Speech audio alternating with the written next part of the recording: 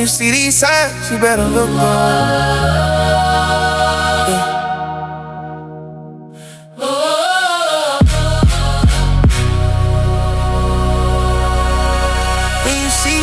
Signs, you better look up.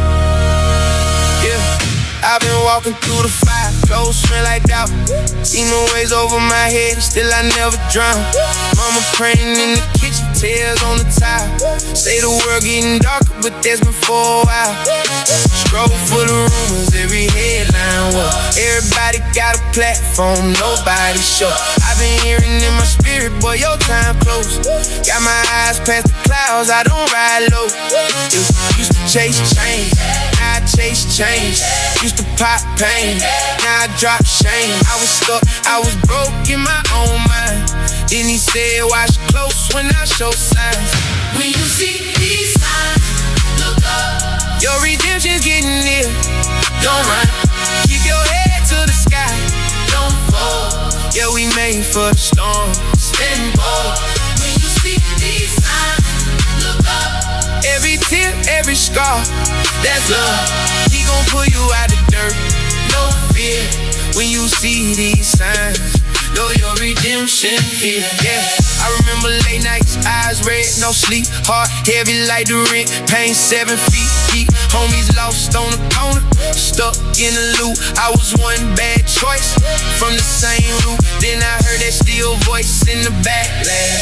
Son, I paid that price, that's past tense. Every time I slip, Grace said stand up. Every time I trip, he still manned up. See the storms getting closer, I don't panic though. Cause the hands on my life set the tempo. Prophecies playing out, I ain't surprised. I just tighten up my walk, keep my lamp high. When you see these signs, look up. Your redemption getting near, don't run. Keep your head to the sky, don't fall. Yeah, we made for the storm, stand bold. When you see these signs, look up. Every tear, every scar, that's love. He gon' pull you out the dirt, no fear. When you see these signs, know your redemption here. I've been down bad, he was still that close. I was off track, he was still that road. I was lost, but I never left his sight. Every sign's just a signal in the night.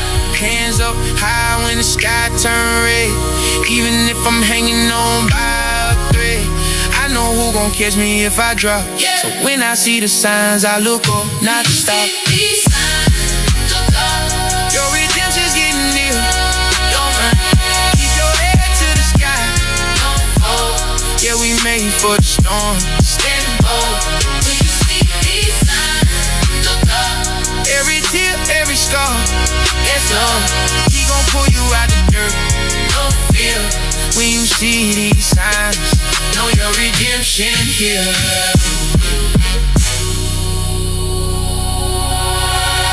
Redemption here.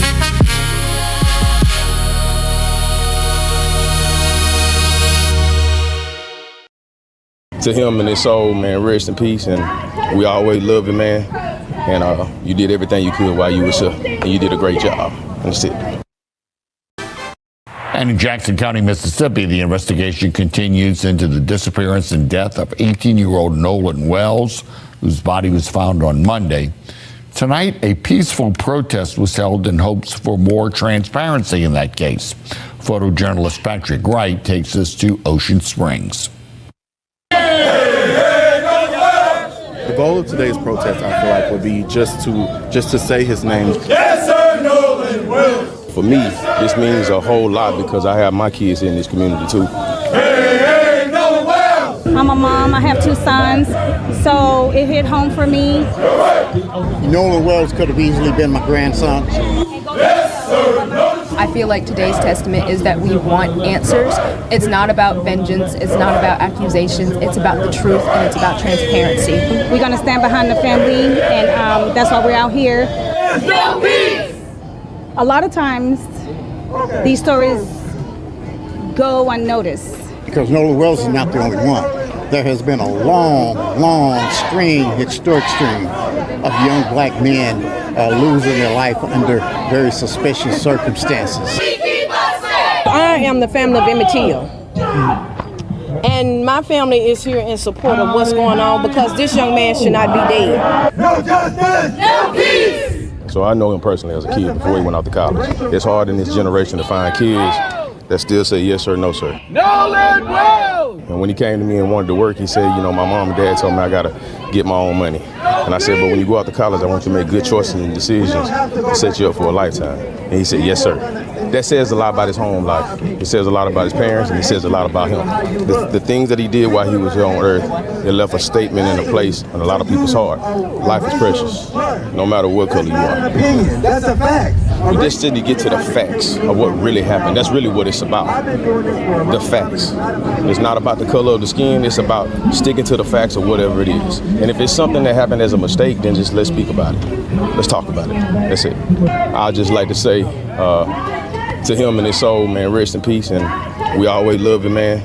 And you did everything you could while you was here, and you did a great job. That's it. A video has surfaced of a KKK group, the United Dixie White Knights, threatening members of the Mississippi Rising Coalition. Good evening. I'm Mark Edwards. I'm Ann Emanuel. Thanks for watching Fox 23 News at 9. Members who were personally called out in the video addressed the issue during a press conference in Ocean Springs on Wednesday. Yeah, Caroline Eaker has the story. I mean, you see these whites getting married, then you see these homosexuals and stuff performing these acts and stuff like that with their little gay parade. White hoods and burning crosses are not a thing of the past, as evidenced by members of the local NAACP and the Mississippi Rising Coalition, who were alerted to a 10-minute YouTube video posted by the United Dixie White Knights that named them personally. The video has since been taken down, but not before News 25 obtained a copy of it. And you got these homosexual liberal groups out there like Mississippi. Hey, peace and blessings, family. Peace and blessings. Hopefully everybody's doing well. Thanks for hopping on here, family. Definitely going to get into some serious discussion here. Just wanted to pause this video right quick just to show you and point out that they have a symbol of a red snake, just like in the Red Dragon, a red snake. But we'll keep it going. Again, peace and blessings. Shout out to everyone that's on here. Big shout out to everyone that's in the chat. I think I saw even Sister Saw. Peace and blessings to you, my sister, and your family. Hope everybody's doing well. And yeah, family, definitely share this one if you can. You'll see what I mean once we get into the topic. Right now, what we're doing is we're going to just review the profile of Mississippi, because I think sometimes, I think it's just the nature of man, right? As history goes on, we tend to forget what happened in certain places at certain times with certain organizations, and also what those organizations do. We were, praise be to the Most High, I do have some documentation that you probably haven't seen before or have heard before, but we're going to go through it. It's going to be a lot of reading on the back end of this, but it's going to be pertinent for you as a so-called black man, so-called African American, to understand what is in these documents, because they adversely impact you to this day, no matter where you are in this nation. You need to be aware of the tactics of the enemy, or how they view you and how they operate in your cities, in your towns, and across the nation. So this is like, it's that big, family. So let's go ahead, just roll past this B-roll. Again, what we're doing right now is just building out the profile of Mississippi. We're just going to review some of the history, and then we're going to start to kind of pull some threads here to show you some of the practices of the KKK, because when the KKK kind of went through history, they kind of had some key tales, what I call tales, or hallmarks, or identifiers, as far as whenever they would do notorious acts, they had a tendency of doing certain things when they did it. So we'll revisit that, Most High willing, here in a little bit. Let's play this clip. Rising Coalition, who shouldn't even exist in my great state of Mississippi. Leah Campbell out there wanting to spread her garbage about our organization and say that we're a group or band of bigots. Words not taken lightly by Leah Campbell, president of the Mississippi Rising Coalition. Now, also just to point this out to family, that this particular branch of the KKK that's being highlighted in this newsreel is in Ocean Springs, where our brother Nolan Wells was unalived. So this wasn't too long ago, but this was in Ocean Springs. And also what we're going to read is that according to the branch of KKK in Ocean Springs, we're going to read that they say that they are one of the largest branches of the KKK in the U.S., in the entire nation. They say that the one that is in Ocean Springs is the largest or one of the largest in the country. But we have some literature on that, and definitely we'll read that here in a little bit. I believe you sent this to us with the intent not only to intimidate, but in the hopes that we would react publicly. You get your wish. We are eager to confront you, your hateful bigotry, white supremacy, and your allies publicly.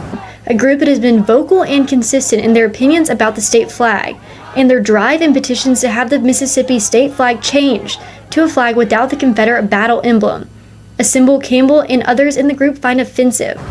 To our elected officials who have remained silent on the issue, or support or are neutral on the state flag, never has it been more clear that you are putting our city, our state, and its people at risk. The threatening video has not stopped Campbell, Mississippi Rising, or members of the NAACP from exercising their rights and voicing their views, as clearly stated in a press conference at Ocean Springs City Hall Wednesday morning. Okay, so I'm just going to pause it here as we make our way through this video, and I'm going to swap out screens. So bear with me just for a second. I'm going to see if I can pull that one out and then put this one on the stage. And what you're looking at is, this is just an article. You can see there, WLOX, United Dixie White Knights admit to sending video to Mississippi Rising Coalition. So again, this is in Ocean Springs. This is where our brother Nolan Wells and his family reside, and where a lot of this unfortunate tragedy has taken place. And actually, let me pull this up. I'm going to swap screens. I'm going to make this full screen so that you can see it. Let me just do this, and then I'm going to switch over to a map. So just to kind of give you a lay of the land. So hopefully you can see my screen and make sure it's showing up. Yep, you can see it on the screen. So this is, of course, Mississippi, right? And what I'm going to type in is, let's first take a look. Of course, there's there's Jackson County, Mississippi. This is what I have highlighted. So you can see Mississippi, and you can see Jackson County is at the bottom, right? And this is Horn Island. This is where our brother Nolan Wells unfortunately, I know it's still open for analysis, and the investigation is still ongoing. However, at least right now, in my eyes, it looks as though this is a homicide. But of course, we'll wait for some of that analysis to come out, and we will take the analysis with a grain of salt, because after I show you the information that I'm going to show you today, you will know that there are tactics, pledges, practices that will be implemented in the background, in the shadows, to suppress the truth, according to the KKK's own documentation. But we'll get there in a moment. But like I said, just want to also always like to give you a lay of the land as far as where things are. So you can see it on the screen. Hopefully you can see it. So that's Horn Island. Brother Nolan Wells, the unfortunate incident occurred on this part of the island, if I'm not correct. If I'm correct, it's right around here. This is where the distress signal was called, which is also where his body was found. We will review that as well. So all that happened on this end of the island. And this is part of what we call Jackson County. Now, don't get Jackson County confused with, let me see if I can pull out so you can see the state of Mississippi with this, the city Jackson, Mississippi. So, right. So there's the city Jackson, Mississippi, but then there's also the county Jackson County, which is down here. All right. So when we talk about Ocean Springs, you talk about Jackson County, that's right here. And just for FYI, for comparison's sake, you may also hear Natchez. So Natchez, Mississippi is also on the map here. So you can see it there. This is on the, I guess you can call it the west side of Mississippi. So Natchez is part of the Devil's Punch Bowl. If you haven't heard of the Devil's Punch Bowl, I have a quick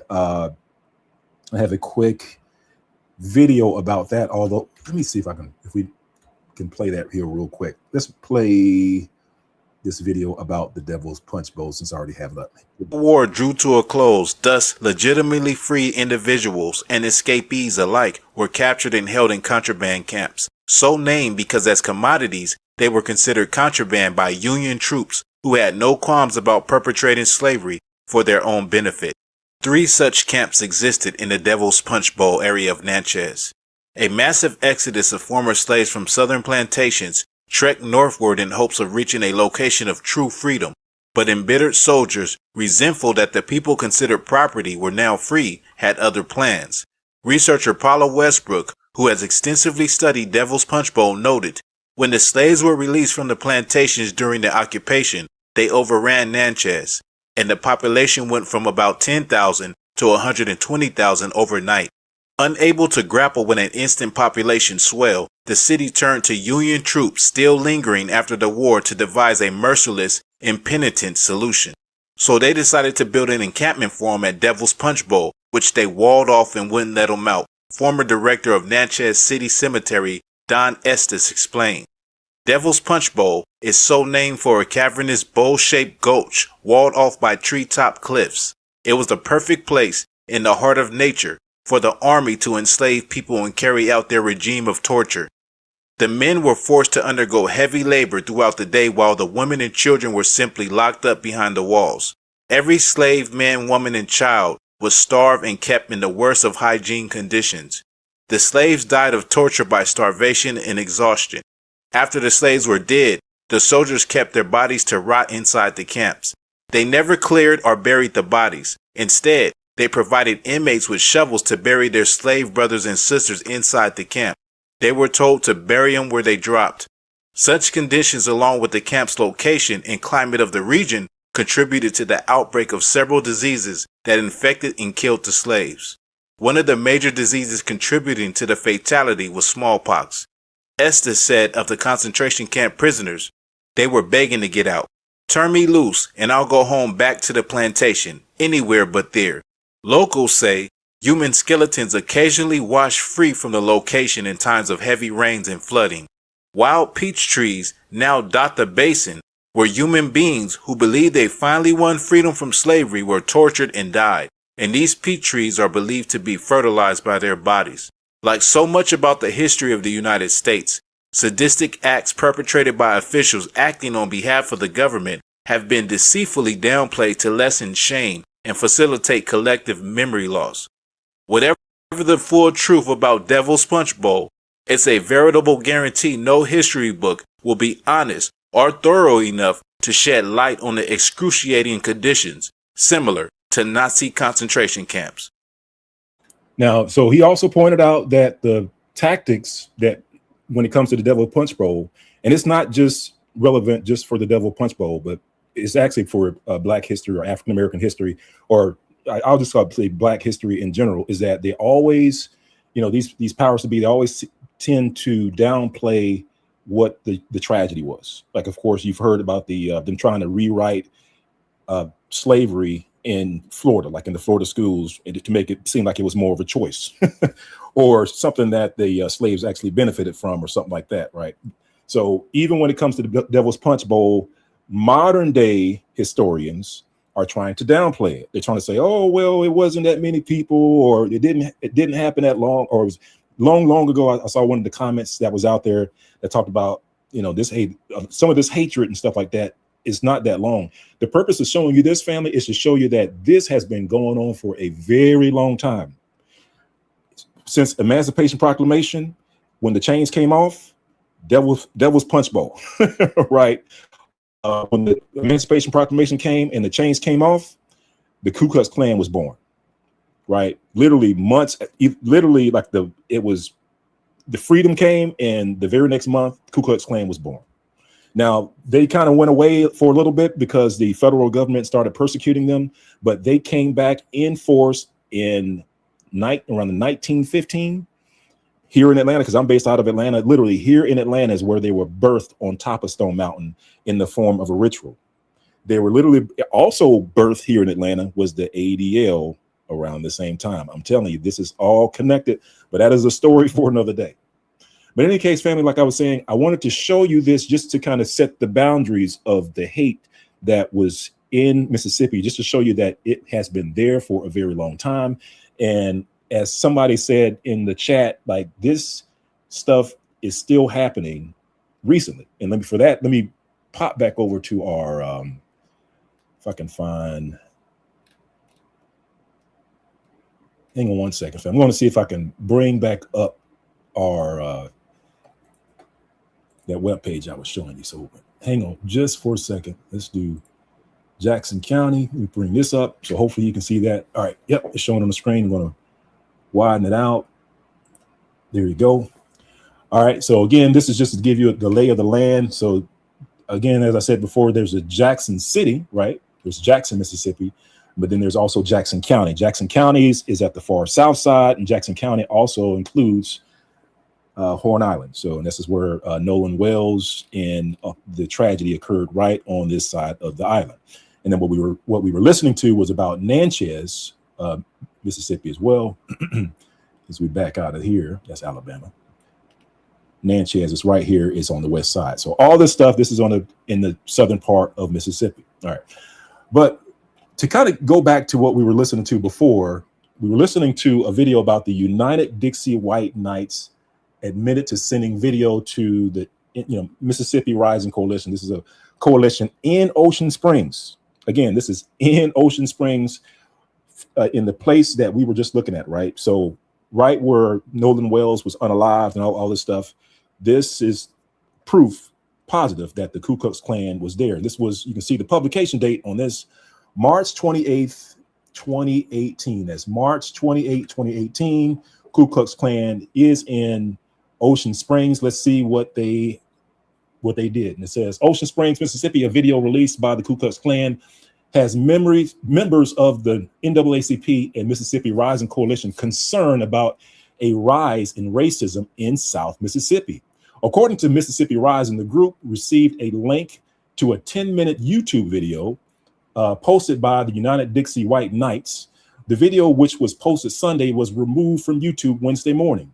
United Dixie White Knights admitted to sending the video and promised more in an email. Yes, we put out the video, and whether the communist anti-First Amendment folks of YouTube like it or not, more are coming. We opened multiple accounts way back to defeat their censorship, to open up when we feel the need to speak. A massive flyer campaign will begin this spring in Florida, Alabama, and Mississippi, as those areas are UDYK country. Any scoundrel of a politician who feels like going against the voters of Mississippi in regards to our state flag, we welcome them to step up to the plate so we can shine a bright spotlight upon their head. So he's promising, once you stick your neck out there, they're going to go for you. And then it says the Mississippi Rising Coalition is nothing more than a Ponzi scheme set up to bilk. Oh, hang on one second. I'm going to do one thing here. I'm just going to make sure my connection is optimized. So I'm going to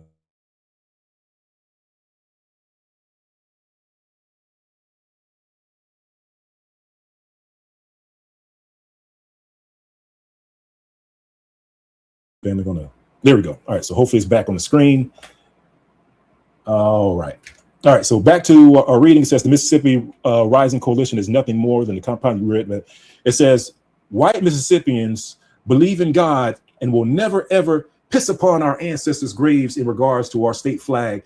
Now, as well, it says now, as we all can see, the New World Order plan to take away our Second Amendment so they can put the final nail in Americans' coffin is being stated.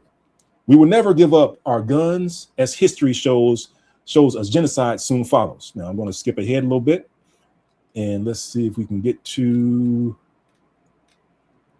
this part here. This part here, I'm going to read this section here. It says, Philip Gunn is high upon our list of turncoats who chose to stab Mississippi voters in the back because he lusts for national politics. He will soon regret his decision. Our Jackson, Mississippi Clavern is one of the largest Ku Klux Klaverns, basically their territories, in this country. So when you're talking about Mississippi, you're talking about the southern part of Mississippi, you're talking about one of the largest Ku Klux Klan Klaverns in the country.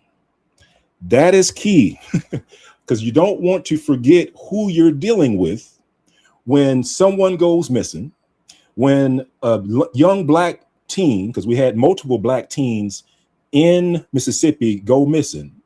And it is not a coincidence that in Mississippi, in that same territory, the Ku Klux Klan has one of the largest in the United States.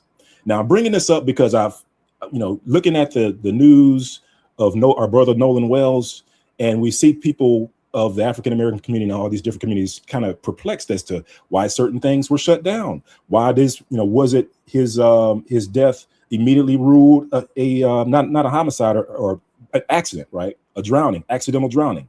Why did they quickly move to that? Well, we're going to read about why this was done in the Ku Klux Klan's own documentation, own playbook. We'll get there. All right, so now that we've read that, let's hop back over to our video and finish out our video. Let me pull this back up. Let's do this. Response to the online threats against them. This is not your first time at threatening and intimidating those who you think you can threaten and intimidate, but we stand united before you now in the removal of this state flag, and your tactics of intimidation will not work. They haven't worked in the past. And we will fight also. So bring it. In Ocean Springs, Caroline Eaker, News 25.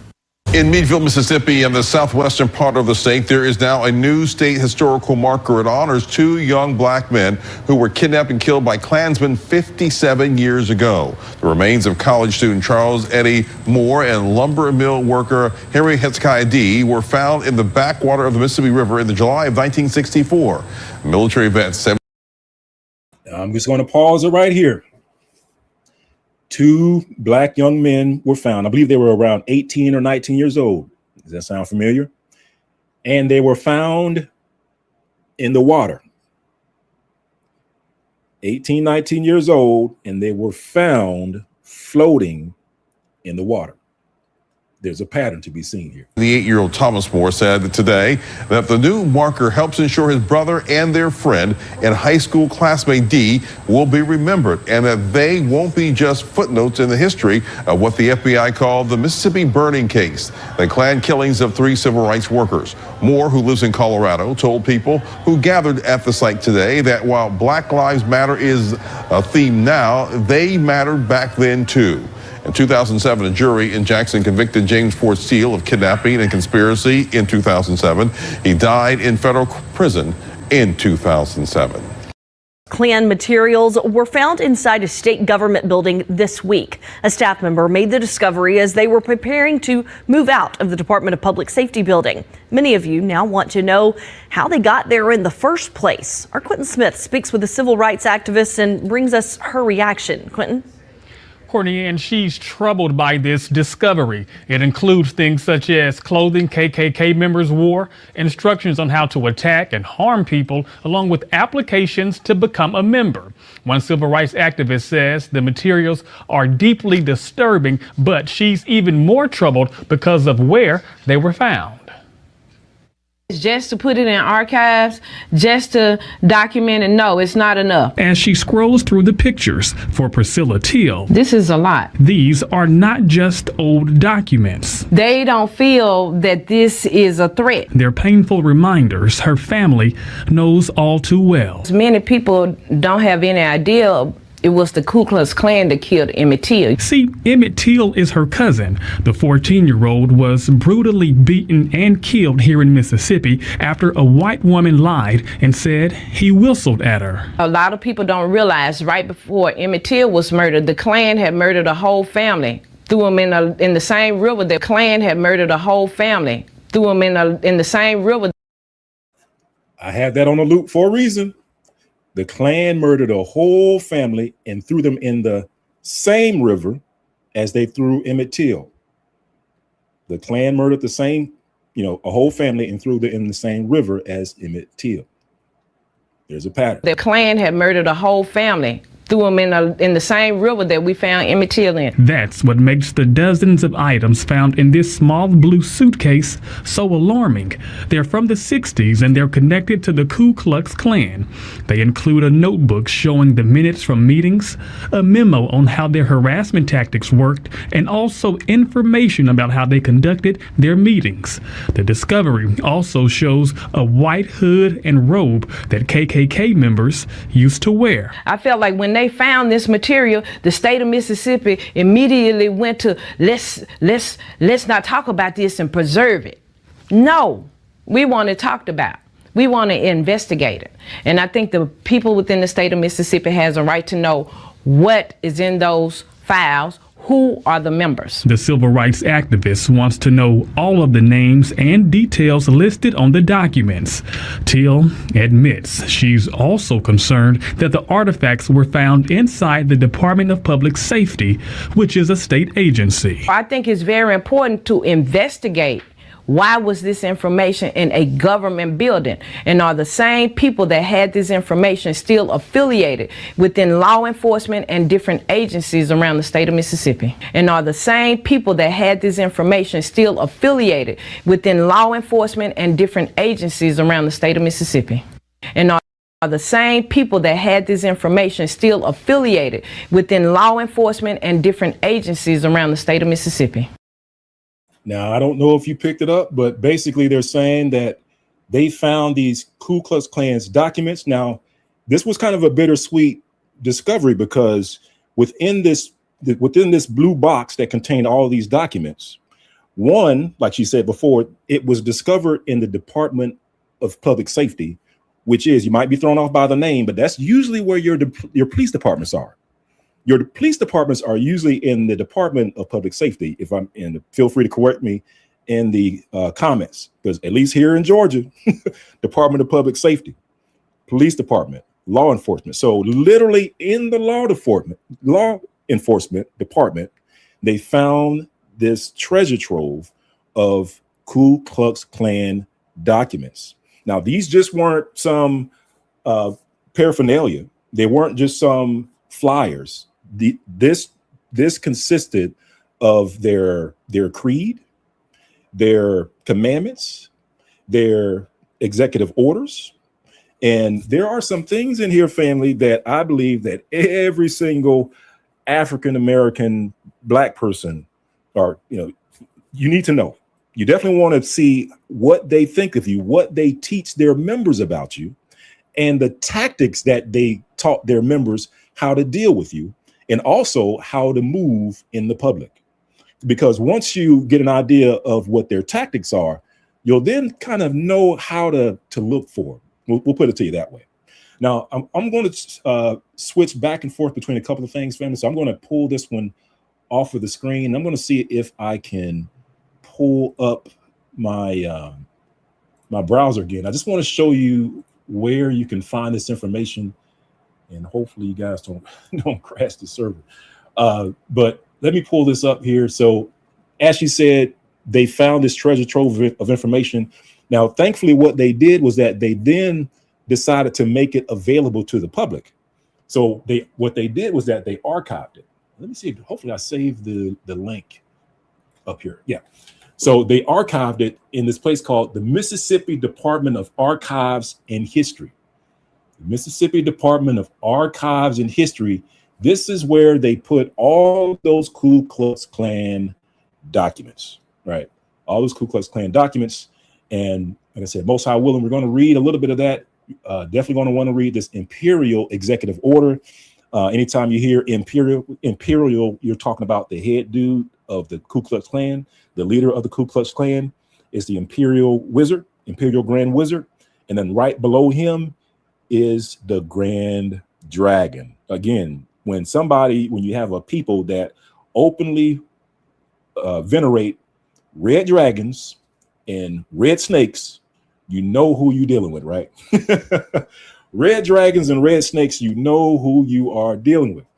All right, well, let me also stop this one. I'm at this point in time, I want to shift again. I apologize, family, because I'm going to be shifting back and forth between multiple things here. So now I'm going to pull up, hopefully this will work. I'm going to pull up a slide. Let's do presenters view. Nope, don't want that. Let me see if I can do. Nope, don't want that. 1 second, family. All right, I think this might work. All right, so let's review the doctrines of hate. Doctrines of hate. This is a PowerPoint slide. So on here, family, you can see, and we're going to talk about the Ku Klux Klans. Now that we have that treasure trove of documentation, this is just an overview of what is in that documentation, and then we're going to read probably 2 or 3 artifacts out of that documentation. Because, like I said, family, when you hear some of that stuff that's in there, it's going to blow your mind. But doctrines of hate says inside the Klan's own words and the danger to Black America. Hence the title of this video. Examining the recovered Constitution, ritual oath book, membership application, and recruitment literature of the Ku Klux Klan, what the Klan believed, how it organized, and the terror it inflicted on African American communities. It says, why study the hate group's own playbook? And you can see it there on the screen. It says, these are not neutral historical curiosities. They are the internal governing and recruiting documents of a domestic terror movement. Remember, Ku Klux Klan, they're the ones that they unalive multiple people in our neighborhoods. When you talk about the massacres that occurred across the U.S., actually across even over in England, but especially here in the U.S. during the time of the Red Summer, around the 1915s, like right when the Ku Klux Klan had that rebirth, after that movie called The Birth of a Nation that was created by the Ashkenazis, right? By Robert, it was Robert Goldstein was provided the wardrobe, and then the film, the person who filmed the entire thing was in Ashkenaz as well. The distribution was in Ashkenaz as well, and the movie theaters that it was promoted in as well were Ashkenazi movie theaters. From top to bottom, it was an Ashkenazi production. And in any event, this preceded the rebirth of the Ku Klux Klan. This occurred once that movie, Birth of a Nation, rolled out, then the Ku Klux Klan was rebirthed, like I said, here in Atlanta. Also was birthed at the same time that the Ku Klux Klan was being rebirthed was the ADL, Know Your History. And that's why I keep constantly warning people about that organization, because the B'nai B'rith, which was the organization that actually created them, they were in the middle of trying to blame 2 Black men. You might see in some history books that they tried to blame 1 Black man. No, it was 2 Black men that they tried to blame for little Mary Fagan, who was a 13-year-old girl who got unalived. Like I said, not trying to go off on a tangent, but just let you know that there is a rich history of how the ADL came into being, which ties back into them trying to get 2 Black men lynched, because that was the penalty for the murder of little Mary Fagan that was caused by Leo Frank. Leo Frank was the one that was eventually convicted by a jury of his peers. During that trial, they kept using the N-word and denigrating Black folks, talking about the crime was a Black crime, how they have a Black smell, how these Blacks were known to the police officers. All the stuff that you hear today that was the stuff that the Benign Breath organization was saying about black folks. Then once their man, Leo Frank, the president over in Atlanta, got convicted, the very next month they created the ADL. They created the ADL. So they were birthed out of trying to get 2 black men hung. And then we see the ADL immediately get into film the very next month. In the very next month, we see them working with Mutual Films Corporation. Mutual Films Corporation was the ones that created Birth of a Nation, which venerated the Ku Klux Klan, which led to the rebirth of the Ku Klux Klan. It's a daisy chain of events that occurred. Boom, boom, boom, boom, boom, one behind the other, which eventually led to the rise of the Ku Klux Klan when the Ku Klux Klans came to being. Then we have all the massacres that occurred across the nation. Black Wall Street, Red Summer. The hate group of the Ku Klux Klan has been an adversary to the black community since its inception right after the Emancipation Proclamation until this day.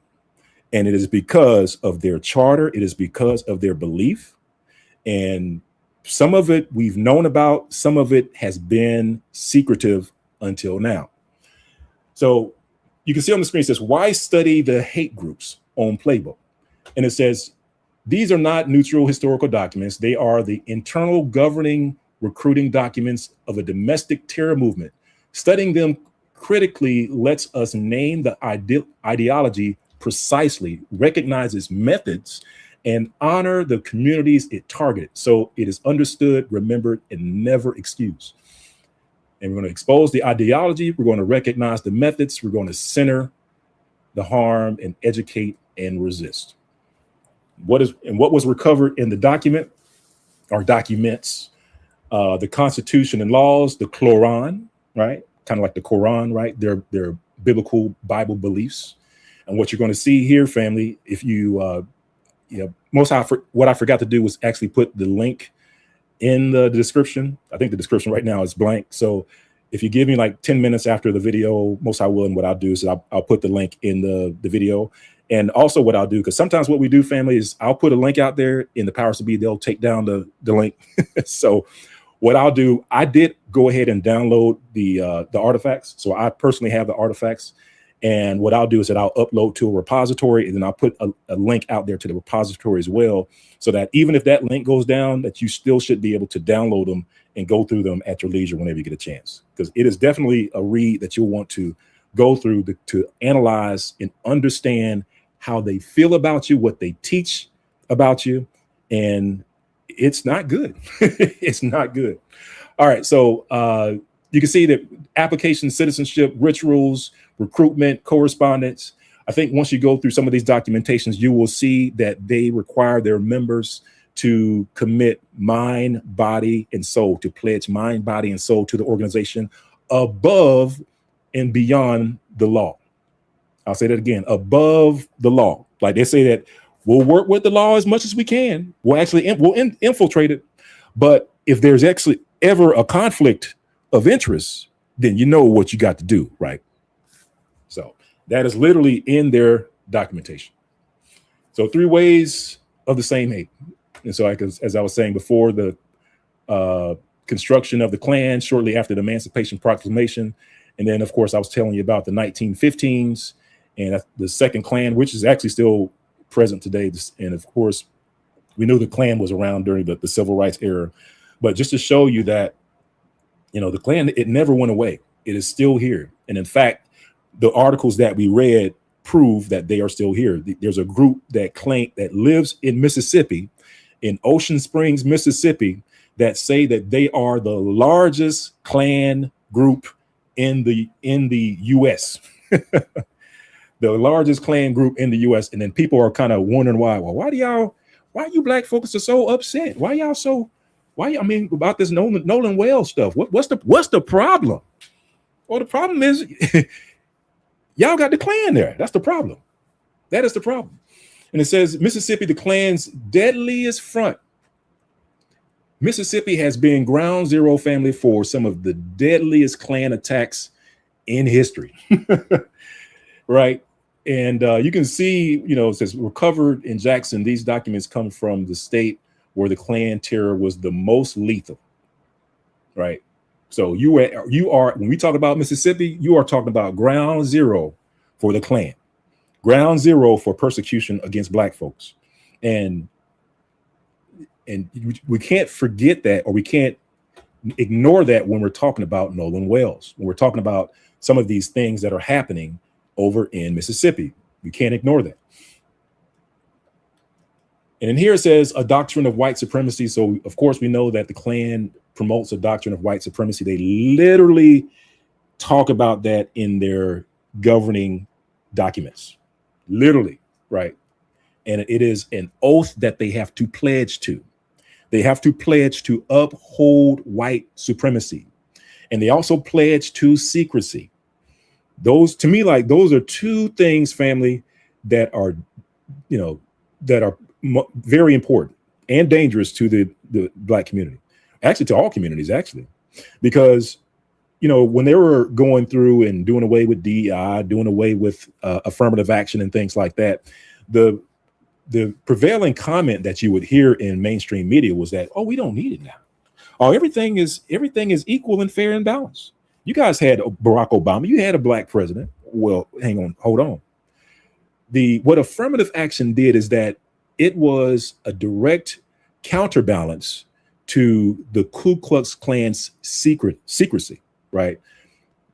Of course, the Ku Klux Klans back in the day, they had these processions down the street, right? They were burning crosses in the yard. But something happened, family, where they decided to turn internally and to be secret about their practices and what they do, and also how they are to operate. So if you put those two and two together, there's secrecy and then their pledge to uphold and maintain white supremacy. This is why when you see things like affirmative action being done away with, or what they call DEI, which actually DEI ended up helping other minorities and people other than Black folks. But in any case, that was from their perspective. They thought that that was a target against Black folks. They were trying to roll that back because that what that allowed them to do is to operate in secrecy without any, without any countermeasures, right? Without any organizations going against them, without anybody trying to prevent what they're doing. With those organizations moved out of the way, with those policies moved out of the way, now the Ku Klux Klan was free to do what they pledged that they in their documents, in their, in their Bibles to do. So you can see here it says racial hierarchy as truth, segregation as sacred cause, a conspiratorial overview, a gate designed to keep people out. In their documentation, they call out African Americans to refer to us as aliens, among others in there, immigrants, and they say Jewish people, but you have to put that in with a grain of salt. I believe it was either the ADL or the Southern Poverty Law Center. They were recently found or discovered to be funding the Imperial Grand Wizard of the Ku Klux Klan. I believe that was either this year or last year. Like, that literally just came out, where they were caught with their hands in the cookie jar funding them. So, there's that perception of, oh, they're against us too, but no, but you're paying them. You're paying their top guy, right? You're paying their top guy. So let's keep going, family. And the secrecy engineered for impunity. Since the Klan called itself the Invisible Empire for a reason, its oath, ranks, code words were built so members could terrorize neighbors and vanish. The oath bound each man to 4 pledges of secrecy is described in the papers as the group's greatest asset. So in other words, they're saying, above all things, family, keep this thing secret.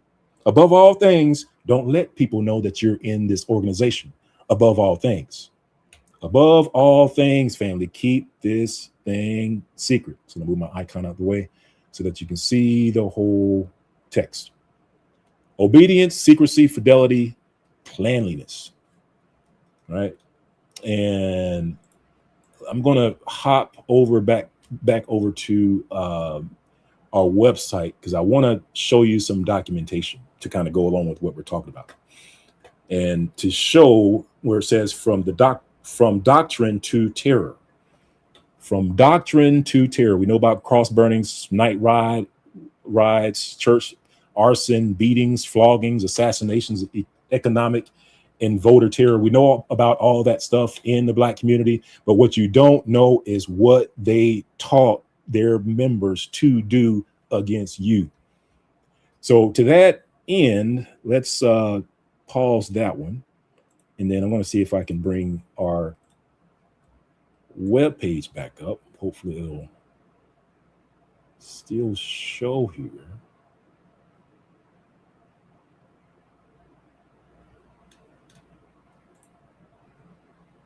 All right, so hopefully you can see this one, family.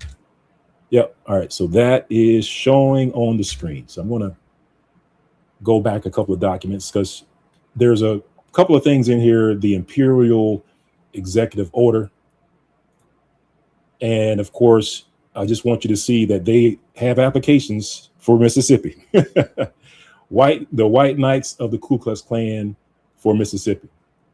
This is their Koran. This is, like I said, this is their Bible. This is their book of beliefs. This is what they follow, what they teach their members. This has all of their rituals, their orders, you know, who's doing what, how they are to arrange. And whenever they get together, they have a sacred altar. You can see the cross, right? And you can see the outer den, the inner den. Like this thing was a gold mine when it was found, because all this stuff which was previously unknown, the state had made it known, which even though you hear our sister complaining about it, she didn't necessarily want it publicized, but I think that this was probably one of the best things that could have been done, was to put it on their website and make it available to the public so that you could see it for yourself. And you can see that they themselves refer to themselves as my terrors. Your fellow Klansmen hold you in high esteem, right? And as you go through this document, you'll see how they prepare their meetings and things like that, and how they prepare their inductees. Like whenever they have people wanting to join the Klan group, what do? What do they say? What are their creeds, right? And also how they should keep things secret above all. So there's a lot of stuff to read in here. So I think this one I'm going to skip and just really just go to our, we're going to probably just skip this one. I'll put the link out there and you can just scroll through this as you get time. But I think like the more important document are these executive lectures, executive orders, so to speak, coming from the top down. So we'll read this one for the sake of time. I know we're at 54 minutes, but let's go ahead and read this one. So hopefully you can see this one on the screen, and it reads, let me see if I can increase the font on this one, zoom in a little bit. All right, can you check it out? All right. So you can see this is March 1st, 1964, which is important. 1964, not 1864, 1964. So this is during the time of Martin Luther King.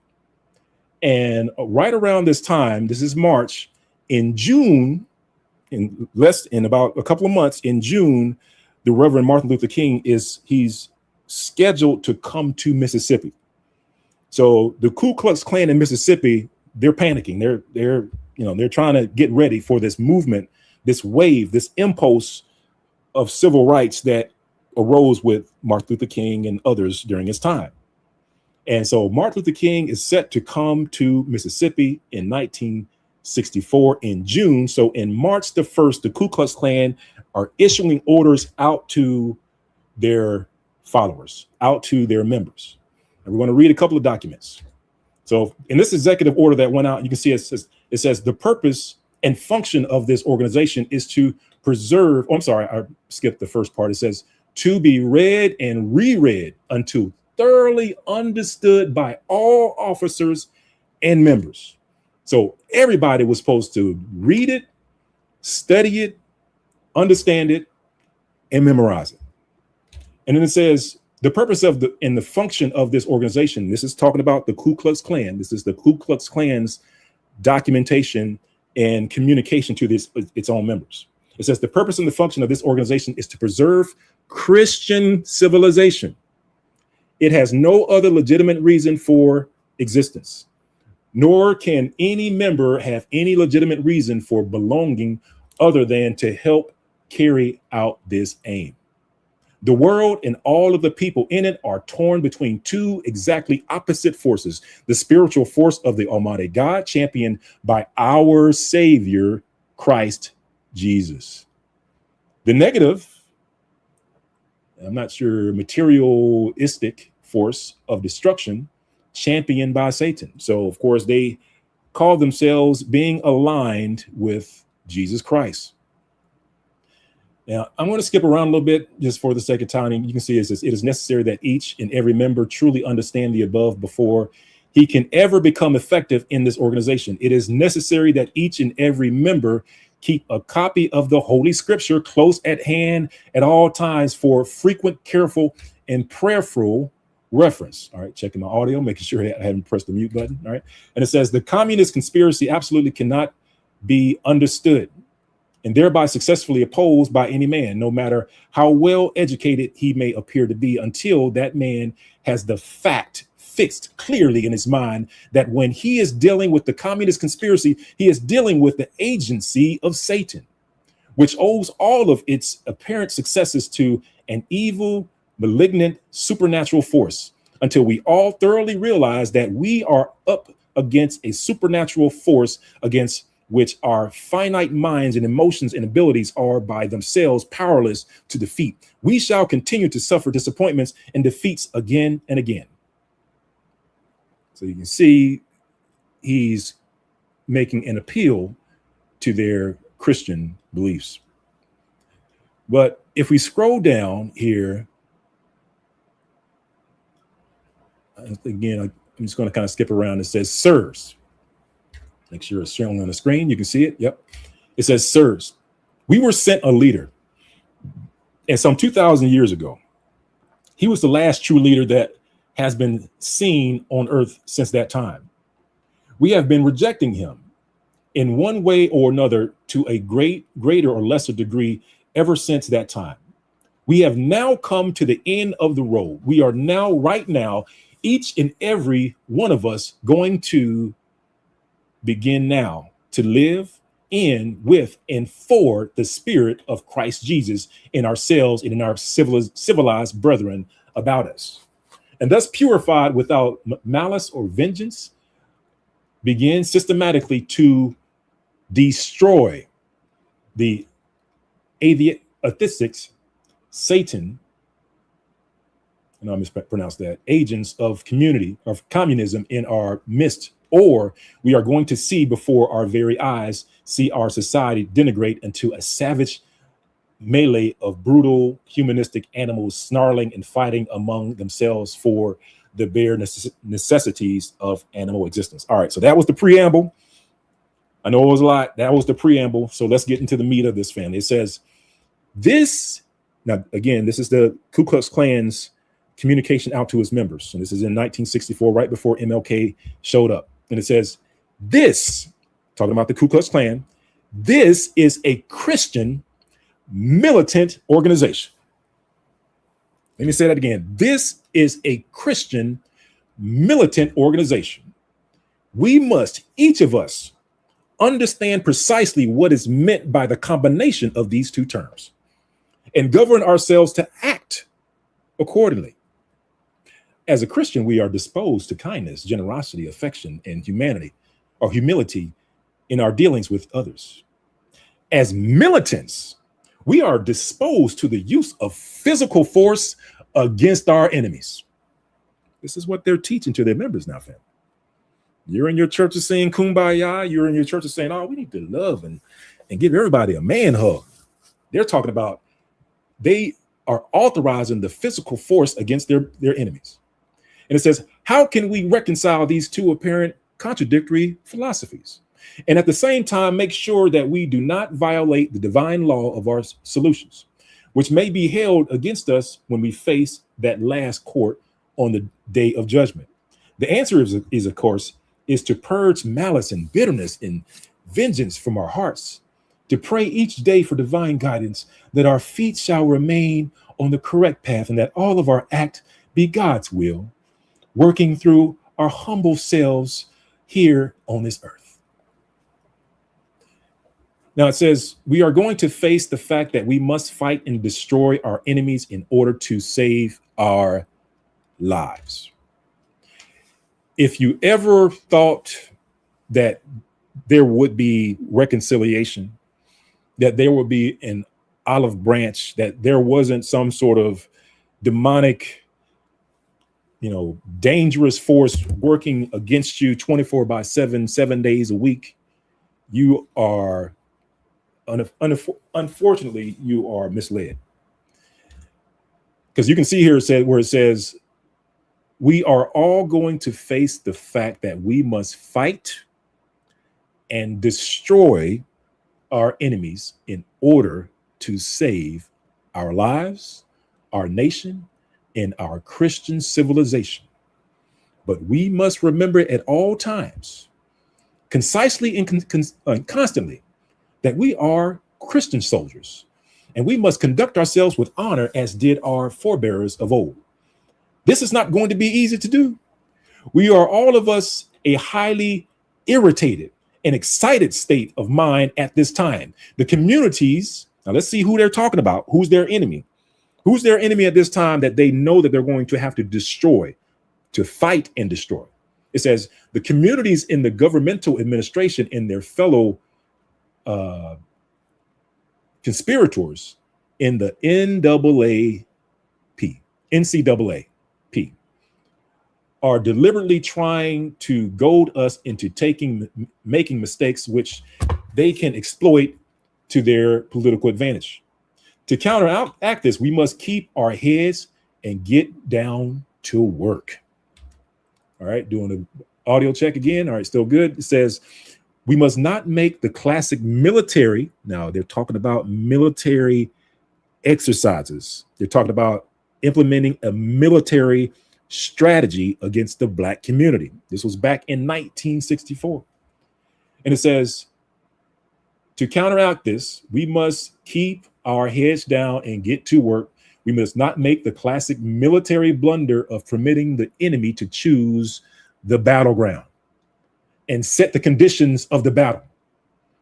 We must design our own attack program and stick to it without distraction. The affairs of our domestic house have been in turmoil for several months, but we can now see that we now have a reasonable chance to achieve a sound and stable government under our new constitution. The entire question of success or failure of this organization is going to rest with the individual member and how well he is going to be able to make his local unit function. The new constitution was deliberately designed to make the leading offices as unimportant as possible. Since any student of communist technique knows that any organization which depends on a powerful Führer or leader can easily be wrecked simply by unaliving the Führer or taking out the leader. But that a materially loose, decentralized organization of careful, sober, Christian militants who are rigidly united in principle and devotion and have trained themselves to think for themselves in the midst of confusion and emergencies, that's going to be important, and emergencies will constitute a force in being which will be very difficult to destroy. It's kind of like a hydra, right? Like a hydra has multiple heads. Cut off one head, multiple heads grow back. And it says, any man can be unalived, but an ideal of Christian militancy, which lives and burns in the hearts and minds of each and every of this order, will never be destroyed. And that is important to us at this time. He's going to break it down for you. The militant phase of our organization at the local level, divided into 3 primary branches or fields of work, with almost infinite subdivisions under them. These 3 primary branches are security, intelligence, and propaganda. When a local unit is first maintained a high degree, when a local unit is first maintaining a high degree of Christian spiritual among all of its members, and then maintaining absolute secrecy and military protection and security in connection with all phases of its work, and then maintaining a constant flow of intelligence, information concerning all phases of enemy activity in their local area, to the higher headquarters, together with recommendations, and then systematically operating a verbal and printed campaign. So what I'm showing you, family, is that the Ku Klux Klan had a playbook that started, and they've been implementing it for a very, very long time. And I believe when we start, as we go through this mandated commandment that they issued out to all their members, and remember when we first read, it said it wanted all their members to read it, reread it, and to know it, basically know it by heart, right? This is the core of their principle. So now he's talking about a verbal and printed propaganda network in their own area. In order, what is the purpose of this printed propaganda network in their own area? So this is what the Ku Klux Klan is doing secretively in each of these areas. Let's see if we can see the manifestation of this propaganda network in our areas. It says, let's see, and printed propaganda network in their own areas. In order to convince the average citizen that our organization is a necessary and worthwhile asset to the community, while those who oppose us are dangerous enemies who are responsible for all of the trouble in the local area. So the Ku Klux Klan has propaganda that's making the enemies. Now, keep in mind that the enemies in this document, they identified it as the African Americans. And what they're saying is that they have a propaganda network that is going to, it says, while those who oppose us are dangerous enemies, are responsible for all the trouble in the local area. So they are putting out propaganda to show that it's because of the blacks. It's because of the Negroes. It's because of the African Americans that crime is so high. It's because of the blacks. It's because of the Negroes that there's killing and stealing and destroying in these neighborhoods. That is what the Ku Klux Klan is doing and has done. When you turn on the news and you always wonder, like, man, why are they always starting with the blackface? Out of all the different crimes that's happening in your city or in your town, they're always pulling out the black folks. They will bypass about 45 other crimes by other ethnicities to find the one that has a dark face on it and put that front and center. That, family, is the propaganda campaign practices of the Ku Klux Klan. And it shows you that they have infiltrated many of these organizations. When they sit behind the desk, they don't have their gown on. They don't have their sheets covered on their faces. But what they do have is a propaganda documentation memorized, where they looked at it over and over and over again until they knew it by heart. Now it says, in order to convince the average citizens that our organization is a necessary and worthwhile asset to the community, while those who oppose us are dangerous enemies who are responsible for all the trouble in the local area. And it says, when a local unit is doing all of these things and maintaining all of these phases of our work efficiently, continuously, and simultaneously, then it can be said of the officers and members of that unit that they are truly accomplishing the purpose for which this organization was designed. So in other words, family, when they see all that stuff clicking, all those check boxes being checked of the Ku Klux Klan, that's a good unit right there. That's what they're saying. They consider that a good unit. Now, also of key importance, family, is security. You can say this is another of their core tenets, is that security takes in one, says the ability of a unit and its members to remain undetected by outsiders. That is a core tenet principle of the Ku Klux Klan. They strive to remain undetected among you. They strive to remain undetected in the office. They strive to remain undetected in your groups. It says the ability of a unit to protect its meetings from detection and intrusion from outsiders, the ability to protect the families of the membership from outside forces, the ability to protect the entire community from outside forces. It says, obviously, only the first ability is within the immediate grasp of a new unit. The other abilities must be acquired through skill, discipline, patience. But each unit should start immediately to work on acquiring and refining the first. Just let us start with the few proven rules and see that they are strictly observed. Be careful that you are not followed in going in and forth from meetings. Do not park large numbers of cars around meeting places. Go in groups in one car or park several blocks away and walk. Train yourself to see yourself as a skilled detective would see you. Always behave in a normal, average manner. You may act foolish in public, but you must be careful. It says, in recruiting new members, always learn as much as possible and make sure that he is strictly reliable before you approach him. Just being a conservative or a segregationist is not enough. So they call them, the Ku Klux Klan are the ones that call themselves conservatives. And then it says, a good man can always, I know I skipped, but a good man can always be brought in later, but a bad one causes real turmoil. All right.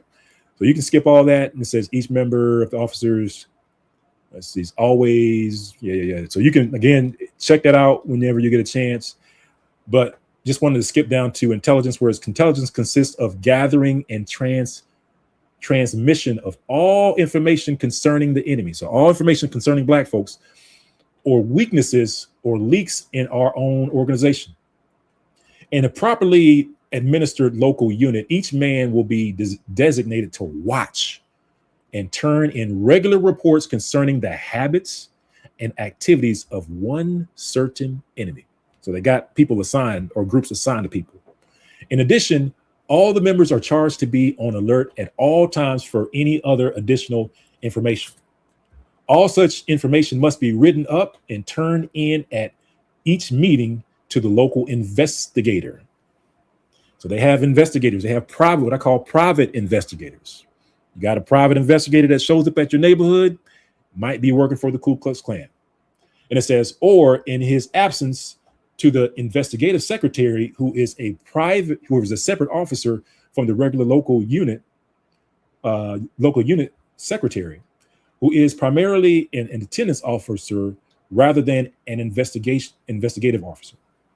The point of this is, of course, to recognize the fact that the investigator must have a private secretary to assist him in the orderly arrangement of investigative data. All right, so you get it, family. So they are listening, watching, taking notes, and of course, now that everybody's on computers, social media, mainstream media, primarily social media, you can best believe that they are watching on social media.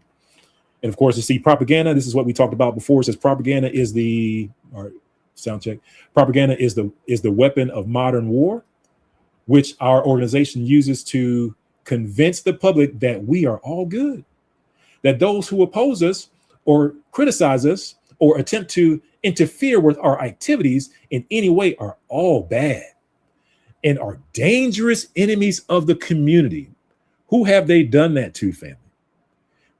I mean, hopefully you can see that there has been a campaign against the Black community to always show the Black community as dangerous enemies of the community. And it says we must always keep the public on our side. As long as they are on our side, we can just about do anything we want to do to our enemies with impunity. Now say that again. It says we must always keep the public on our side. As long as they are on our side, we can just about do anything we want to our enemies with impunity. Now you see why I say this is important stuff, family. The Ku Klux Klan has had a game plan in place from the very beginning. This definitely explains why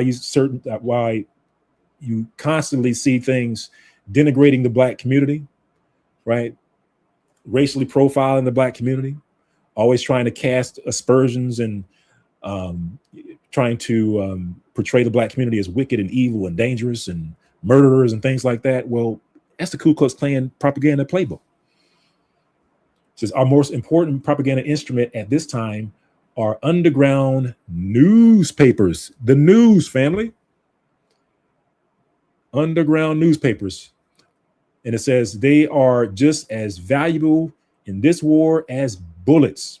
And our enemies are actually more afraid of them than bullets. There are 3 ways that we can destroy an atheist or traitor in the community. They are, of course, it's going to go through all that. Let me see if I can skip. Yeah. And of course, in their notes, they literally wrote down NAACP. They've got people's names, NAACP, though. So just so that you know, they had the NAACP in their sites. And then the other document I just want to read to you real quick. This is the Imperial Executive Order. Now, this is from May 3rd, 1964. And again, this is during a time when in Mississippi, Martin Luther King is on his way to Mississippi. He's set to be in Mississippi in June of 1964. So in about 30 days or so, MLK Jr. is supposed to be there. And so you have the big cheese, the Grand Dragon, Imperial Wizard himself, is issuing out orders in preparation to all officers and members. Make sure I got this on the screen. Yep. And it says to all officers and members, forthcoming enemy attack and countermeasures to be used in meeting same. This order will be read to or by and understood by every member of this organization. It is absolutely necessary that each and every member of the organization stand fast and remain calm at this time while he is working deliberately to prepare himself and his unit for effective combat against the enemy. The military and political situation as regards the enemy has now reached the crisis stage. Our best students of enemy strategy and technique are in almost complete agreement that the events which will occur in Mississippi, Nolan Wells, this year may well determine the fate of Christian civilization for centuries to come. This organization is the physical spear upon which the enemy will either impale himself and perish or sweep aside. Then to proceed almost unhindered in his evil work of destroying civilization. The manner in which we conduct ourselves and use our strength this summer will determine which of these fates our nation will follow. So you can see what they view themselves as. The Ku Klux Klan consider themselves the tip of the spear. And it says it must be emphasized that our cause, another audio check, it must be emphasized that our cause is far from hopeless. The enemy, it is true, appears to have victory within his grasp, but he is vacillating at this very moment when he should be closing it. His leadership is not as united as it should be. That's a note to self. And it says, and there is conflict and dissension in his ranks. His naked and brutal methods are coming into more complete exposure every day, and he is losing public support. He must achieve his victory soon or lose the initiative to our side. If this should happen, he is doomed, and his leaders know this. Our task now is to delay and frustrate him at the very brink of his triumph. This summer, within a very few days, I was telling you about MLK, The enemy will launch his final push for victory here in Mississippi. This offensive will consist of two basic salients, which have been designed to envelop and destroy our small forces in a pincer movement of agitation enforced by federal troops and communist propaganda. The two basic salients are as follows, listed 1, 2, order. Massive street demonstrations and agitation by blacks in many areas at once, and designed to provoke white militants into counter re-demonstrations in open, pinched street battles, resulting in civil chaos and anarchy, to provide an excuse for, it says, a decree from the communist authorities in charge of the national government, which will declare the state of Mississippi to be a state of open revolt and to complete breakdown of law and order, and declaring martial law, followed by a massive occupation of the state by federal troops, with all known patriotic whites placed under military arrest. So you can see what they were afraid of. Now, I'm going to skip down to a part that, like, out of all the stuff that we've read so far, I mean, it's been pretty astounding, right? But check this out. This next section that we're going to read. This is some crazy stuff, family. It says, let's just see, for context, I'll go up one paragraph. It says, our situation calls for the highest degree of combined intelligence and courage, combined with our sincere Christian devotion, and Christian soldiers have ever been called upon to demonstrate. We cannot permit ourselves even one mistake in the combating the enemy this summer. All of our actions must be disciplined, precise, courageous, and intelligent. There is no margin for error. When the first wave of blacks hit our streets this summer, we must avoid open daylight conflict with them. If at all possible, as private citizens or as members of this organization. Now, I'm just going to pause here for a moment. You can think back to those demonstrations that you would see in some of those black and white movies of the civil rights, where you see blacks doing sit-ins, you see blacks doing demonstrations. Well, and you would see the whites standing idly by, saying, man, they're being calm and reserved. Well, that's because of the doctrine and the strategy of the Ku Klux Klan, because what they're saying is that during the daytime, hold up. What they're saying is during the daytime, don't show your hand. What they're saying is during the daytime, let them do their thing, let them do their marches, let them do their sit-ins. But during the night, you'll see what they say. And it says, when the first wave of blacks hit our streets this summer, we must avoid open daylight conflict with them. If at all possible, as private citizens or as members of this organization, we should join with and support local police and duly constituted law enforcement agencies with volunteer, legally deputized men from our own ranks. That should be a red flag, because if you remember Black Wall Street, right before the burning and the sacking of Black Wall Street, there were a group of whites that were deputized by the local law enforcement. They were literally following the playbook of the Ku Klux Klan. Right before they unalived all the, bunch of men, raped the women, ransacked the houses. They literally, when you look at firsthand accounts of what actually happened in Black Wall Street, about how, but right before they burned down the houses, you had the white women and their children. They would go into the houses and they would have these bags, kind of like trick-or-treating, and they would go through and take out all these valuable things, which those houses were full of valuable things: silverware, furniture, the cars that were sitting in the driveway. They stole the cars in the driveway. They won't tell you about that in the textbooks, but that is via firsthand accounts. Then as they were leaving, they said the children were throwing firebombs in the house to burn the house up as they were leaving, after the houses were ransacked, of course. But the point is, family, is that legal deputization of the men who helped carry out that atrocity in Black Wall Street was a playbook of the Ku Klux Klan. And you say, and it says, legally deputized men from our own ranks, we must absolutely avoid the appearance of a mob going into the streets to fight the blacks. Our first contact with the troops of the enemy in the streets should be as legal deputized law enforcement officers.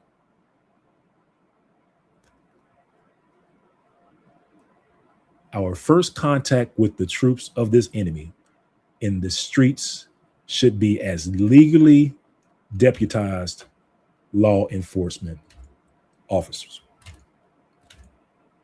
It must be also understood at this point that here are many different local police situations. It says where we find corrupt and cowardly mayors and police, obviously our members cannot submit to their control, but we should still try to work with them at arm's length in every reasonable way to possible to avoid being labeled as outlaws. Now, think back to George Floyd, right? Think back to George Floyd and about how it's talking about how they have a mandate to infiltrate law enforcement. They have a mandate to appear legal so that they don't appear to be a barbaric mob, right? Were those police officers secret members of the Ku Klux Klans? We don't know. We don't know. It says, in all cases, however, there must be a secondary group. Oh, now I need family. I need you to tune in on this one. If you cutting up some vegetables for Sunday dinner, or if you looking at TV or something like that, you might want to tune in on this one. Black men, black women, you might want to tune in on this one. In all cases, however, there must be a secondary group of our members standing back away from the main area of conflict, armed and ready to move on very short notice. We are not under the, says who are not under the control of anyone but our own Christian officers. This second group must not be used except in clear cases where local law enforcement and our own deputized auxiliary first groups are at the point of being overwhelmed by the blacks. Only if it appears reasonably certain that control of the streets is being lost by the established forces of law can the secondary group be committed. All right, former military officers, former military personnel out there, I know this is probably ringing a bell.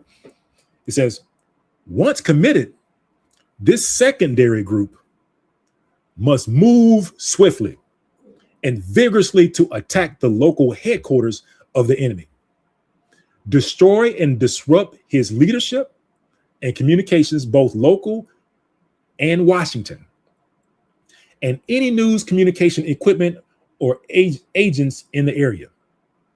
The action of this secondary group must be very swift, very forceful, with no holds bars.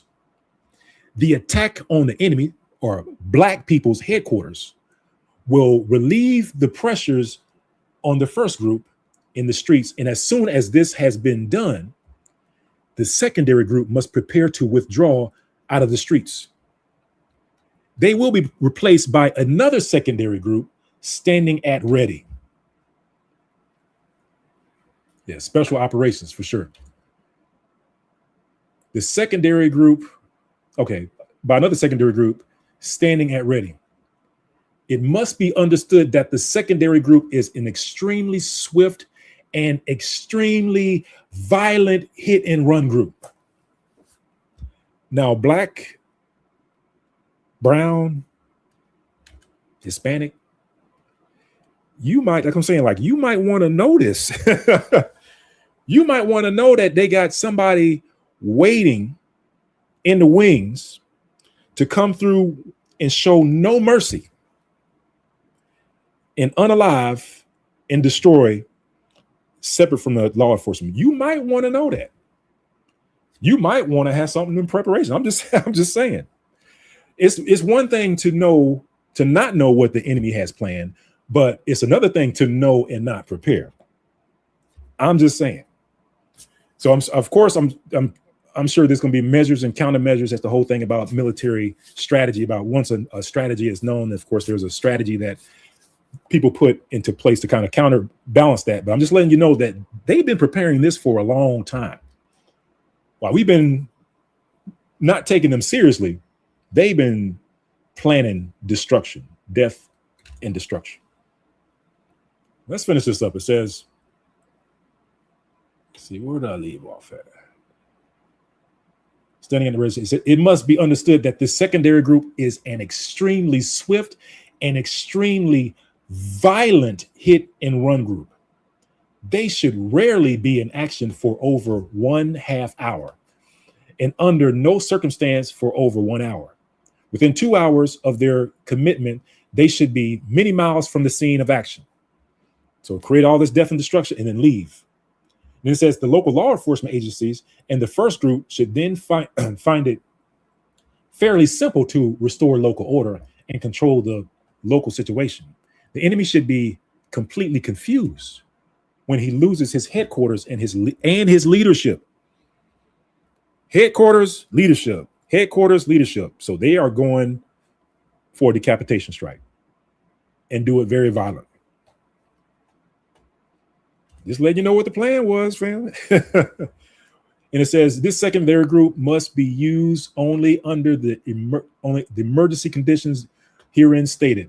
We must cooperate with our law enforcement officials, but we must never place ourselves entirely at their disposal, nor under their complete control. We must always remember that while law enforcement officials have a job to do, we as Christians have a responsibility and have taken an oath to preserve Christian society or civilization. May Almighty God grant their job and our oath never come into conflict. But should they ever, it must be clearly understood that we can never yield our principles to anyone, regardless of his position. Respect for Christian ideals cannot yield to respect for persons nor statutes and procedures which have been twisted by man away from its original divine origin. Remember that our master said regarding the righteous of the scribes and the Pharisees, and guided accordingly. We must all thoroughly understand this important principle and keep it clearly in mind when we are dealing with officialdom.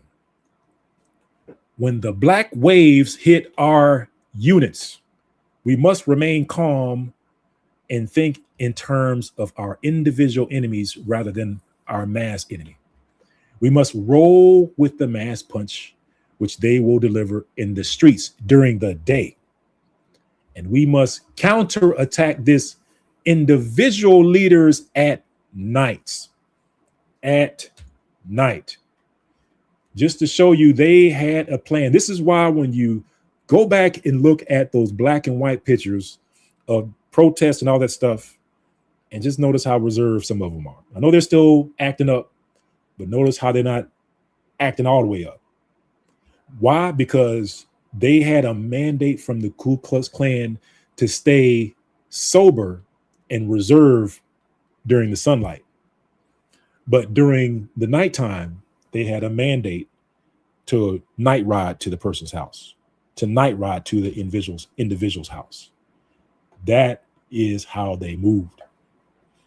And it says, in our night work, any harassment which we direct against the mass of the enemy should be of a minor nature and should be primarily against his equipment rather than the person of the mass enemy. Any personal attacks on the enemy should be carefully planned, including only the leaders and prime white collaborators of the enemy forces. These attacks against these select individuals' targets should, of course, be as severe as circumstances and conditions will permit.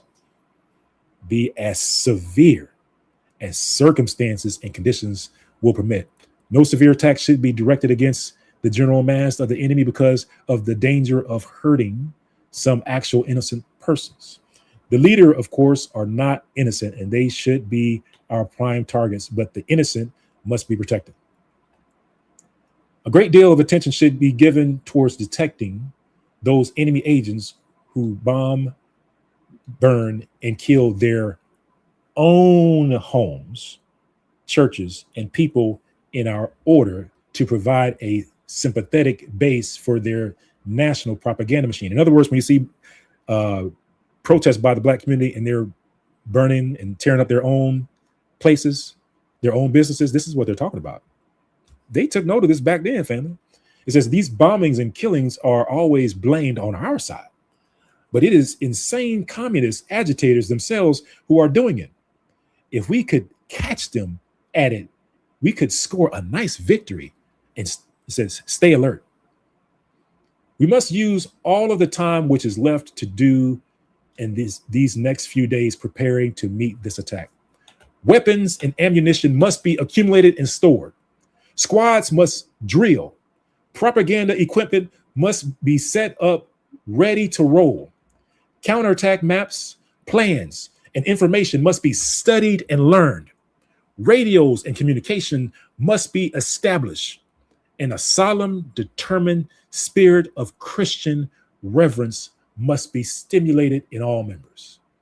May Almighty God grant that our arms be guided to success in this greatest trial. Hopefully you can see the danger in that documentation. The danger in that documentation. And to know that, as I showed in the video, that the KKK is still there in Ocean Springs. And that even to this day, they claim to be the largest group in the nation. Reporting live from Ivers Club, Fight Plus News, I'm John Abba. We're at the west tip of Horn, and our bilge pump stopped working. We're sinking. Last night, we would share breaking news in regards to Nolan Wells, as audio from a toll call made by his friends around 3 p.m. on July 4th, according to NBC News, would be released. Now, in an extended version of this call, we are now hearing where they were exactly when the call was made. According to now released audio and GPS graphics, they were on the western tip of Horn Island. We're at the west tip of Horn, and our bilge pump stopped working. We're sinking. Now, as you know, we've been following the story, and what we have now noticed is that the call looks to be made in the same area Nolan's body was found 2 days later on Monday. As local outlet WLOX stated, around 8:45 a.m., Sheriff Ledbetter confirmed authorities received a call reporting a body found at the northwestern tip of Horn Island. Now, just kind of point this out, family. I know we're kind of overlapping these two things, but what I'm showing you, family, is that the KKK, they are there in Ocean Springs. Their methods are still in place in Ocean Springs. This is why people are complaining about why the case was shut down almost immediately. Why was it automatically ruled an accident? Why was the cover up in full motion when this thing started? You have to know that there is an organization that has a pledge of secrecy to cover up for each other, that is in full effect in the area that has the largest Klan group in the country. Now, here in this quick video, I just wanted to show you that this brother is pointing out. You say, "Why is he your brother?" Like people say, he got some season on his voice. But how this brother is pointing out that when that distress call came out, and of course, you heard about that audio that people were saying, I could hear the people in the background saying certain things, or some people saying they couldn't hear him say certain things. But regardless, when that video came out of where people were saying that, well, I could hear them say Nolan, And is he unalived? What he's saying is that according to the GPS, when that call went out, that distress call went out, the location where that distress call went out was like in close proximity, or the same location where Nolan's body was found. The same location where they said we're taking on water was roughly the same location where Nolan's body was found. The same location where people are arguing, saying that I heard them say, "Is he dead? Is he dead?" is the same location where they're saying that Nolan's body was found. The body was discovered by a U.S. Park Service ranger. Now, this clearly now gives us a better understanding that when the friends allegedly last seen Nolan at 3 p.m., they would make a call about the boat taking in water in needing of a tow. GPS data graphics would again also confirm they were located on the northwestern tip of the island. Now at 4:31 p.m., they would eventually be towed for about 2.7 miles out before returning to normal operation and headed back to land. Now, after gathering all this information, it now seems for some that Nolan's incident, given that his body was found in the same area, had to have happened between the call at 3 p.m. when they stated to last seeing him and when they would be towed away at 4:31 p.m. Now, another thing that would stand out in the audio and raise suspicions is that the dispatcher would ask the boat's operator if everyone on board was in good health. And in response to that, he would go on to say, yeah, everybody is on board. We're sinking. Can you all please come? And is everybody on board in good health otherwise? Yeah, everybody's on board. Now, what is hard to understand for some is if they waited for a tow to help them leave the island, why did they continue having no contact with Nolan, given that they were all friends and this towing incident seemed like an emergency? Do you have personal knowledge of someone directly in your friend group having anything to do with Nolan's death? No, not at all. All right, guys, we're here in Harrison, Arkansas right now. I'm here with Mr. Thomas Robb, the National Director, Grand Imperial Wizard of the Knights Party of the Ku Klux Klan. And you're here in Harrison. This is a Christian Revival Center. This is where you guys gather and you pastor the church out here, correct? You're correct on most of that. Okay, what am I incorrect on? Oh, first off, it's not Imperial Wizard. That's a term I haven't been used in years. I'm just National Director. Okay. And this is not a Klan church, kind of what you implied. This is a church. The church and the Klan are totally separate organizations, separate mailing lists, separate bank accounts, separate everything. Okay. The Klan only requires you to be a professing Christian. Okay. So would you consider yourself a real Israelite? Correct. And what deems you a real Israelite?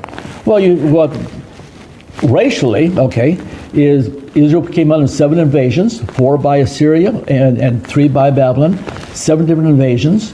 Millions of Israelites were transported out of Palestine. They went through the Caucasus Mountains into Europe. They went through the Bosphorus Pass, which is where Istanbul is at today. And many of them traveled by sea into the Britannic Islands. In fact, the Scottish Declaration of Independence, signed in 1320, states that they are from Israel.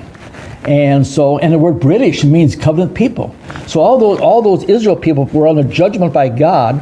They were ejected from the land because of their sin, and they were migrated into the nations of Europe and became the people of Europe. So now, just for context, he is the national leader, U.S. national leader of the Ku Klux Klan. And what he's sharing with this person is that he's telling him that the Klan believes that they are the Israelites. They are the Klan Hebrew Israelites. This is what they teach. They are the Klan Hebrew Israelites. That's right. So when you're looking for the Klan, you got to look for a country bumpkin that claims to be an Israelite, in my opinion. Klan Hebrew Israelites. How do you know you're an Israelite, like a true Israelite? Well, I guess because I'm of Europe. I'm a European. Yep, and I will give a shameless plug at this point. Let me see. Do I have it pulled up? I think I got it pulled up. Let me stop sharing this screen here. Hang on a second, fam. I'm going to see if I can pull up us. Let's see. Private browsing. Okay. Shameless plug. So I have a book out there called Who Are the Biblical Israelites? If you get a chance, check it out. It's just a booklet. And basically the primary purpose of this book is to show you the actual pictures of the Israelites that were depicted in like 500 and something BC, right? And to show you that they were depicted as having nappy woolly hair.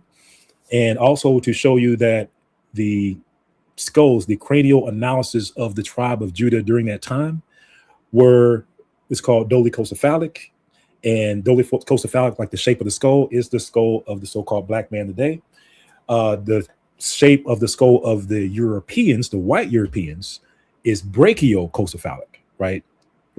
And so it doesn't, in other words, not only does their hair texture not match the texture of the Israelites that is seen in archaeology, but also the shape of their skulls doesn't match the ancient Israelites that were found in the territory in the city of Judah, right? So just wanted to point that out. There's a book, I have a book out there that reviews that and points it out and reviews that information. So definitely check it out. And what that does, family, is that it helps us to, dispute, to kind of knock down and debunk, some of these things where you hear people saying that, oh, we're the Israelites, because everybody wants to stand up and claim to be an Israelite. But unfortunately, you got the wrong hair texture and you have the wrong skull. People can say that, well, the hair texture may have gone away over time, but that skull shape, that's something different. You're not going to be able to get away from that skull shape, that dolichocephalic. So that's why that rules out a bunch of people. Oh, and thank you, Ms. Picard, for your super chat. Live, laugh, loveliness. Thank you for your super chat.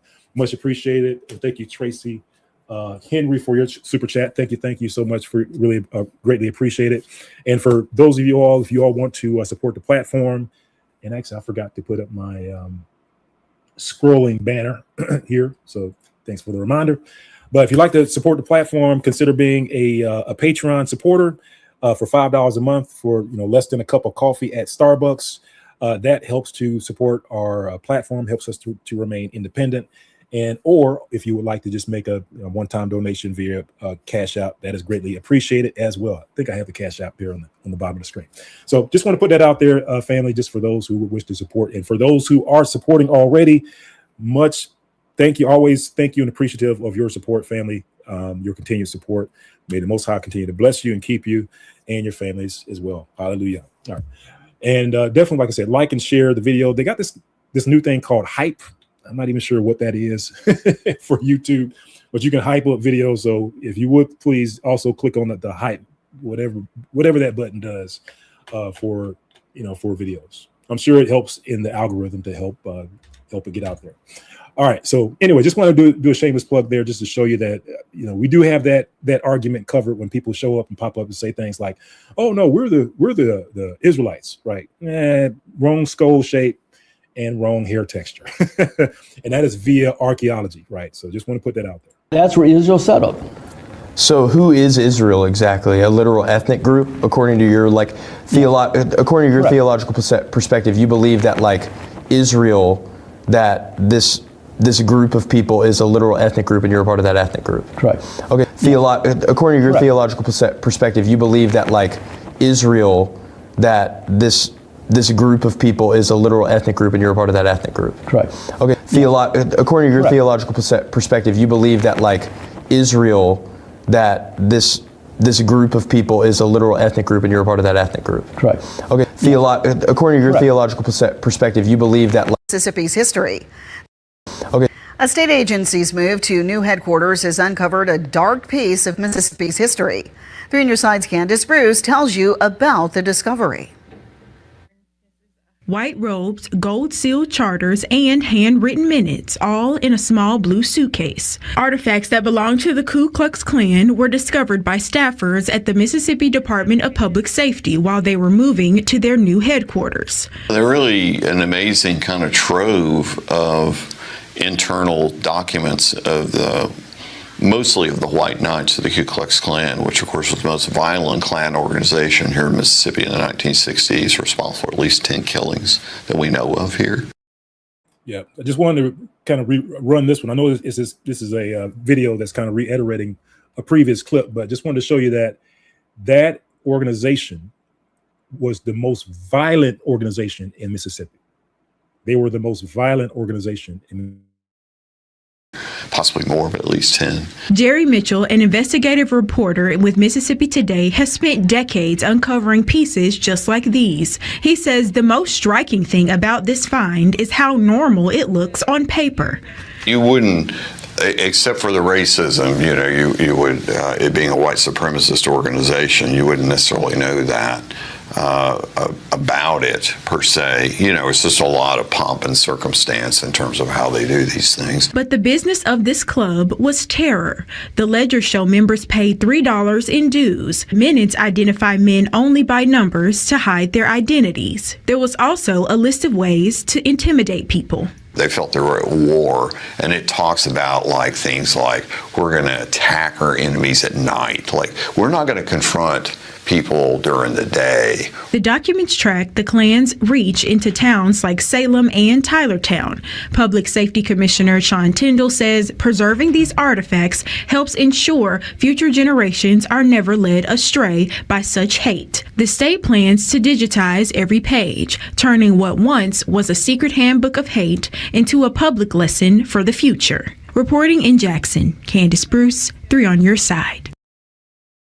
All right, so now you know, family. Now you know how they move. Now you know what their doctrines were, what their mandates were, how they move in the shadows, how they have a doctrine or a mandate to remain secret. They're not going to come out and tell you that they are part of their organization. That literally goes against their core tenets or their core principles, right? They are supposed to remain secretive, and they are urged, and they make a pledge to uphold and foster and promote white supremacy. That is their pledge. That is their mandate. This is why things like we were saying, DEI and affirmative action were stripped away, because that allows them to operate with impunity. That is also why when we look at what's happening with Nolan Wells, why you start to see things like people are trying to sweep this under the rug really quickly.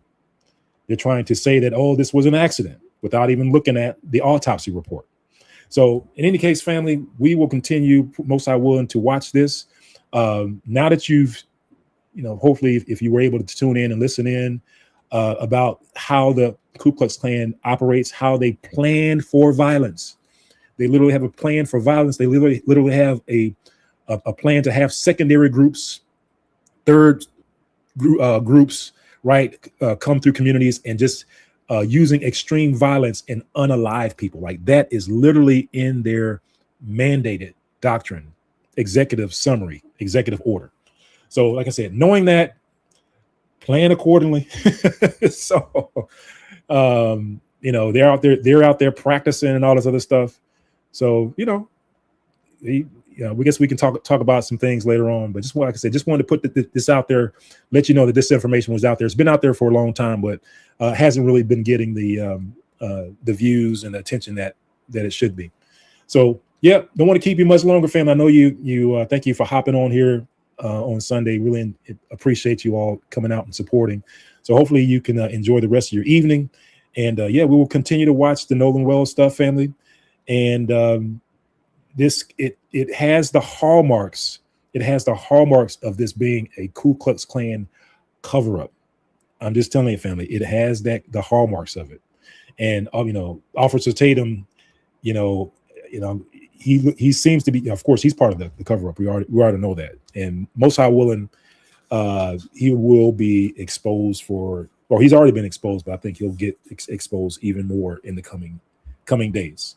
So love you, family. Enjoy the rest of your evening. Peace, blessings, and shalom.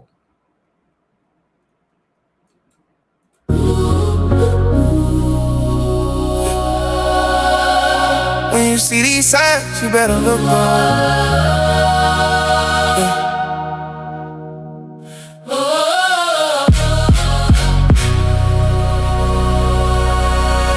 When you see these signs, you better look up. Yeah, I've been walking through the fire. clothes smell like doubt. Seen the waves over my head, and still I never drown. Mama praying in the kitchen, tears on the tile. Say the world getting darker, but that's been for a while. Scroll for the rumors, every headline was. Everybody got a platform, nobody sure. I've been hearing in my spirit, boy, your time close. Got my eyes past the clouds, I don't ride low. Used to chase change, now I chase change. Used to pop pain, now I drop shame. I was stuck, I was broke in my own mind. Then he said, watch close when I show signs. When you see these signs, look up. Your redemption's getting near. Don't run, keep your head to the sky. Don't fall. Yeah, we made for the storm. Stand bold. When you see these signs, look up. Every tear, every scar, that's love. He gon' pull you out the dirt. No fear. When you see these signs, know your redemption here. Yeah, I remember late nights, eyes red, no sleep, heart heavy like the rent, pain 7 feet deep. Homies lost on the corner, stuck in the loop. I was one bad choice from the same root. Then I heard that still voice in the backlash. Son, I paid that price, that's past tense. Every time I slip, Grace said stand up. Every time I trip, he still manned up. See the storms getting closer, I don't panic though, cause the hands on my life set the tempo. Prophecies playing out, I ain't surprised. I just tighten up my walk, keep my lamp high. When you see these signs, look up. Your redemption getting near. Don't run, keep your head to the sky. Don't fall. Yeah, we made for the storm. Stand bold. When you see these signs, look up. Every tear, every scar, that's love. He gon' pull you out the dirt. No fear.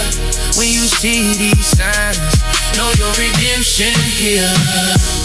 I've been down bad, he was still that close. I was off track, he was still that road. I was lost, but I never left his sight. Every sign's just a signal in the night. Hands up high when the sky turn red. Even if I'm hanging on by a thread, I know who gon' catch me if I drop. So when I see the signs, I look up, not to stop. Your redemption's getting near. Don't run, keep your head to the sky. Don't fall. Yeah, we made for the storm. Stand bold. When you see these signs, look up. Every tear, every scar, that's love. He gon' pull you out the dirt. No fear. When you see these signs, know your redemption here.